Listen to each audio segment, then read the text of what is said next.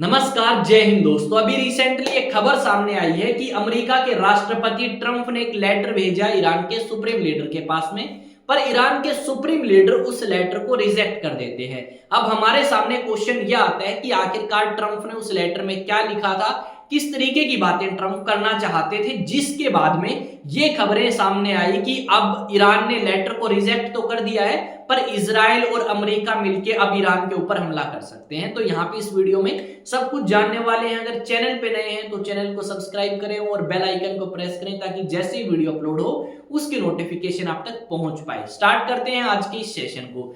जैसा कि आपने अलग अलग न्यूज आर्टिकल्स में देखा होगा, और अगर नहीं देखा तो मैं आपको अलग अलग न्यूज आर्टिकल्स एक बार दिखा देता हूं। और इन न्यूज आर्टिकल्स में इसी बात का जिक्र किया है कि आपके अमेरिका के राष्ट्रपति ट्रंप ने एक लेटर भेजा ईरान के सुप्रीम लीडर के पास में, पर ईरान के सुप्रीम लीडर ने मना कर दिया। अब क्या बात लिखी गई थी इस लेटर के अंदर? यह बात लिखी गई थी कि जो अमेरिका के राष्ट्रपति ट्रंप है वो चाहते हैं ईरान के साथ न्यूक्लियर डील करना। अब ईरान नहीं चाहता इस चीज को, क्योंकि ईरान का कहना है कि पहले हमारी अमेरिका के साथ न्यूक्लियर डील हुई थी और उसको तोड़ने में सबसे ज्यादा इंपॉर्टेंट रोल प्ले किया था इसी ट्रंप ने। तो अब हम दोबारा से ये डील नहीं करना चाहते। अब जब ये बात ईरान ने कही तो इंटरनेशनल मीडिया ने अंदाजा लगाना स्टार्ट किया कि भाई देखो, ईरान ने मना कर दिया न्यूक्लियर डील के लिए। अब यहाँ पे ईरान और अमेरिका के बीच में न्यूक्लियर डील दो बंदे करा सकते हैं, एक तो सऊदी अरब या फिर दूसरा कौन है? दूसरा है पुतिन, जो कि आपके रशिया के राष्ट्रपति हैं। इन दो के हाथ में है कि वो ईरान के बीच में और साथ में अमेरिका के बीच में इस तरीके की डील कराएं। अब यहाँ पे सवाल यह आता है कि आखिरकार अमेरिका ये डील क्यों करना चाहता है? सवाल काफी बड़ा है और जरूरी भी है। क्यों करना चाहता है, इसका जवाब मैं आपको थोड़ा सा देने की कोशिश करूंगा। अब यहाँ पे देखो, जो इजराइल नाम की कंट्री है और अमेरिका नाम की कंट्री है वो बहुत क्लोज फ्रेंड है। अब इजराइल और अमेरिका दोनों क्लोज फ्रेंड है। हर एक तरीके से अमेरिका ने मदद करी है इजराइल की जब हमास और इजराइल के बीच में जंग स्टार्ट हुई। अब इजराइल ने अमेरिका की मदद से हमास की कमर तोड़ी, हिजबुल्ला की कमर तोड़ी और कहीं ना कहीं ईरान को भी नुकसान पहुंचाया। अब ट्रंप का शायद मानना यह है कि अगर हम गजा लेंगे, अगर हम गजा को खाली कराएंगे तो हमें बिल्कुल शांति से ये काम करना होगा और कोई भी कंट्री हमारे खिलाफ ना हो। अब यहाँ पे कुछ संकेत ये हैं कि आपका ये जो ईरान नाम की कंट्री है ये अटैक कर सकता है उस समय अगर ये गजा खाली करवाने पे आए तो। कौन गजा खाली कराने पे आए? ट्रंप और इजराइल। तो उस समय मदद के लिए कौन पहुंच सकता है? ईरान पहुंच सकते हैं, क्योंकि काफी अच्छे वेपन्स ईरान के पास हैं जितने भी यहाँ पे और कंट्री हैं उनके कंपैरिजन में। अब ईरान के साथ ये क्या कर लेंगे? ईरान के साथ अमेरिका अगर डील करता है तो यानी उन्होंने इजराइल के लिए जितने भी खतरे की घंटियां थी उन सारी घंटियों को बंद कर दिया या सारी घंटियों को तोड़ दिया। देखो, ईरान अगर न्यूक्लियर वेपन बनाता है तो सबसे पहले गोभी खोदेगा किसकी? इजराइल की, और बाद में आपकी अमेरिका की भी गोभी खोद सकता है। सीधी सी भाषा में कहूं तो नुकसान पहुंचा सकता है बहुत बुरे तरीके से इन दोनों कंट्रीज को। अब अमेरिका के राष्ट्रपति को यह बात पता है, क्योंकि अमेरिका का राष्ट्रपति बिजनेस माइंडेड बंदा है। इसको पता है कहां पे क्या गेम खेलना है और किस तरीके से कंट्री को फंसाना है। अब ये पहले कह देंगे न्यूक्लियर डील करेंगे, न्यूक्लियर डील करके इनको मना कर देंगे कि भाई तुम न्यूक्लियर वेपन ना बनाओ, ठीक है, और हम थोड़ा सा शांति से कोएग्जिस्ट करेंगे। फिर क्या पता इजराइल और अमेरिका मिलके बाद में अटैक कर दे। अब यहाँ पे ट्रंप ने ये बात कही थी कि देखो, तुम हमारी बात मानते हो तो काफी बेहतर होगा और फायदा ईरान को ही ज्यादा होगा, ठीक है, हमें कम फायदा है, ईरान को ज्यादा फायदा है। ये बात आपकी ट्रंप ने कही, पर ईरान का कहना है कि बेटा एक काम कर, यहां से भाग ले बिना चप्पल पहने। ये बात हो चुकी है सारी।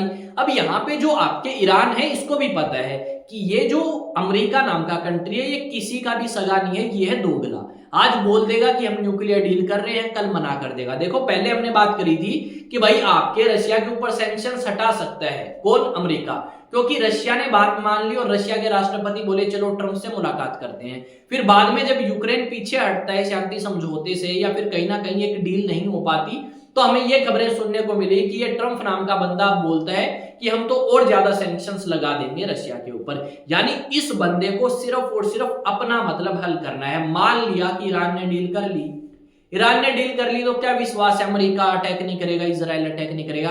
क्या पता इनसे डील भी करवा ले और अटैक भी कर दे। यानी पूरे तरीके से नुकसान किसका हो सकता है? ईरान का। और ईरान के सुप्रीम लीडर को यह बात पता है कि भाई ना, इस बंदे के फेट में नहीं आना, जब फेट में आगे तो चपेट देगा, ठीक है।